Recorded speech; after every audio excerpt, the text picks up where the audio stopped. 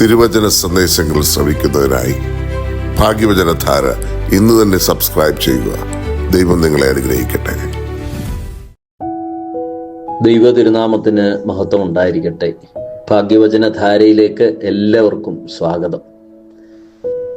റോമർക്ക് എഴുതിയ ലേഖനം 8-ാം അധ്യായം 24-ാം വാക്യം.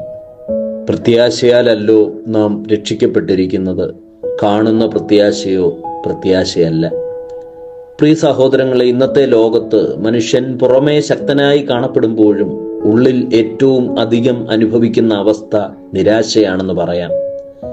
വിജയങ്ങളും ജീവിത സൗകര്യങ്ങളും അറിവും വർദ്ധിച്ചിട്ടും മനുഷ്യഹൃദയം ഒറ്റപ്പെടലിലും അർത്ഥശൂന്യതയിലും അകപ്പെടുകയാണ്. നിരാശ എന്നത് വെറും ദുഃഖമല്ല, അത് പ്രത്യാശ നഷ്ടപ്പെടുന്ന അവസ്ഥയാണ്. ദൈവസന്നിധിയിൽ നിന്ന് അകന്നു നിൽക്കുന്ന ഒരു മാനസിക ആത്മീയ അവസ്ഥയാണ്. അതുകൊണ്ട് തന്നെ ബൈബിൾ നമ്മെ ഓർമ്മപ്പെടുത്തുന്നു. 42-ാം സങ്കീർത്തനം 5-ാം വാക്യം, എൻ്റെ ആത്മാവേ നീ വിഷാദിച്ച് ഉള്ളിൽ ഞരങ്ങുന്നത് എന്ത്? ദൈവത്തിൽ പ്രത്യാശ വയ്ക്കുക.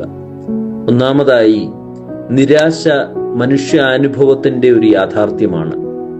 1 രാജാക്കന്മാർ 19-ാം അധ്യായം 4-ാം വാക്യത്തിൽ ഏലിയ പ്രവാചകൻ തന്റെ ജീവിത പ്രതിസന്ധിയിലും നിരാശയിലും നിലവിളിക്കുന്നുണ്ട്, എനിക്ക് മതി കർത്താവേ, എൻ്റെ ജീവൻ എടുക്കണമേ. ദൈവത്തിന്റെ വലിയ പ്രവാചകൻ പോലും ജീവിതത്തിൽ നിരാശ അനുഭവിച്ചു. അതായത് നിരാശ വിശ്വാസക്കുറവിന്റെ മാത്രം അടയാളമല്ല, മനുഷ്യാവസ്ഥയുടെ ഭാഗം കൂടിയാണ്. പരിശുദ്ധനായ ജോൺ ക്രിസോസ്റ്റം ഇപ്രകാരം പറയുന്നു, Even the strongest believer passes through valleys of darkness. ശക്തനായ വിശ്വാസിയും ഇരുണ്ട താഴ്വരയിലൂടെ കടന്നു പോകുന്നു. ആധുനിക മനഃശാസ്ത്രം പറയുന്നുണ്ട്, നിരാശയുണ്ടാകുന്നത് മാനസിക ക്ഷീണം, ഇമോഷണൽ എക്സോഷൻ, ദീർഘകാല സമ്മർദ്ദം, ക്രോണിക് സ്ട്രെസ്, പ്രതീക്ഷകൾ തകർന്നു പോകുമ്പോൾ. അതിനാൽ നിരാശ ഒരു മനുഷ്യ പ്രതികരണമാണ്, അത് കുറ്റമല്ല. 2, നിരാശ ദൈവത്തിൽ നിന്ന് അകലുമ്പോൾ ഉണ്ടാകുന്ന ആത്മീയ അപകടമാണ്. യോബിന്റെ പുസ്തകം 17-ാം അധ്യായം 15-ൽ പറയുന്നു, എൻ്റെ പ്രത്യാശ എവിടെയാണ്? യോബിന്റെ ചോദ്യമാണ്. ദൈവത്തോടുള്ള ബന്ധം തളരുമ്പോൾ ഉയരുന്ന നിലവിളി. സഭാപിതാവായ സെന്റ് അഗസ്റ്റിൻ പറയുന്നു, Despair is the loss of trust in God's mercy. നിരാശ ദൈവകരുണയിലുള്ള വിശ്വാസ നഷ്ടമാണ്. നിരാശ മനുഷ്യനെ പ്രാർത്ഥനയിൽ നിന്ന് പിൻവലിക്കുന്നു.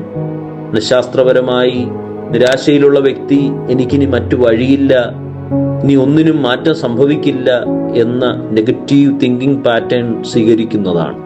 സദൃശവാക്യങ്ങൾ 23:7 വായിക്കുന്നുണ്ട്, മനുഷ്യൻ ഉള്ളിൽ ചിന്തിക്കുന്നത് പോലെ തന്നെയാണ് അവൻ.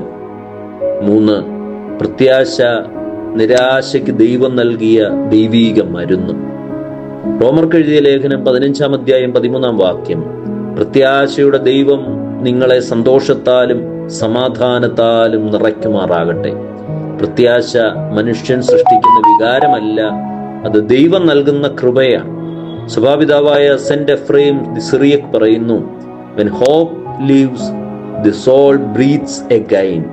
പ്രത്യാശ ജീവിക്കുന്നിടത്ത് ആത്മാവ് വീണ്ടും ശ്വാസമെടുക്കുന്നു. മനഃശാസ്ത്രജ്ഞനായ വിക്ടർ ഫ്രാങ്കിൾ ഇപ്രകാരം പറയുന്നുണ്ട്, Those who have a why can endure almost any how. ജീവിതത്തിന് അർത്ഥം കണ്ടെത്തുമ്പോൾ നിരാശയുടെ ശക്തി കുറയുന്നു. 4, ക്രിസ്തുവിൽ പ്രത്യാശ നിരാശയ്ക്ക് അന്തിമ ഉത്തരമാണത്. യോഹന്നാൻ സുവിശേഷം 16-ാം അധ്യായം 33-ാം വാക്യം, ധൈര്യപ്പെടുവീൻ, ഞാൻ ലോകത്തെ ജയിച്ചിരിക്കുന്നു. ക്രിസ്തു നമ്മുടെ നിരാശയെ ഒഴിവാക്കിയില്ല, മറിച്ച് അത് ഏറ്റെടുത്തു, ജയിച്ചു. സഭാപിതാവായ അത്താനാസിയോസ് പറയുന്നു, what Christ assumed he healed. ക്രിസ്തു ഏറ്റെടുത്തത് അവൻ സൗഖ്യമാക്കി. നമുക്ക് ഹീലിംഗ് സംഭവിക്കുന്നത് ദൈവബന്ധത്തിലൂടെ, മനുഷ്യബന്ധത്തിലൂടെ, കേൾവിയിലൂടെ, കേൾക്കപ്പെടുന്നതിലൂടെ, സുരക്ഷിത സാന്നിധ്യത്തിലൂടെ. ക്രിസ്തു, Jesus the ultimate healing presence.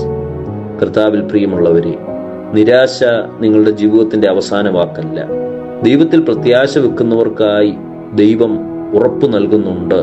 വിലാപങ്ങളുടെ പുസ്തകം 3-ാം അധ്യായം 31-32 വാക്യങ്ങൾ, കർത്താവ് എന്നേക്കും തള്ളിക്കളയില്ലല്ലോ, അവൻ ദുഃഖിപ്പിച്ചാലും തൻ്റെ മഹാദയയ്ക്കൊത്തവണ്ണം അവന് കരുണ തോന്നും. നിരാശയെ ഒറ്റയ്ക്ക് സഹിക്കരുത്, അത് പ്രാർത്ഥനയാക്കി മാറ്റുക. ക്രിസ്തുവിൽ പ്രത്യാശ ഉറപ്പിക്കുക. ദൈവം നിങ്ങളെ അനുഗ്രഹിക്കട്ടെ.